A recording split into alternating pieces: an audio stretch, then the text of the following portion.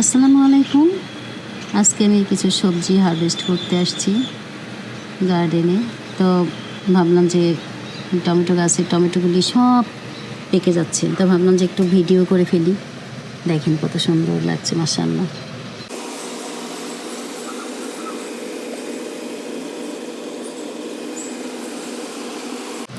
গাছটি আমার 12 ফুট ছাড়িয়ে গিয়েছে। মাচা উপরে আমার 10 ফুটে মাচা আছে, মাচার উপরে চলে গিয়েছে। তো আলহামদুলিল্লাহ। আপনারা কি শুনতে পাচ্ছেন? দেখেন চারিদিকে আমার চারপাশ থেকে পাখি এত সুন্দর করে আওয়াজ করছে।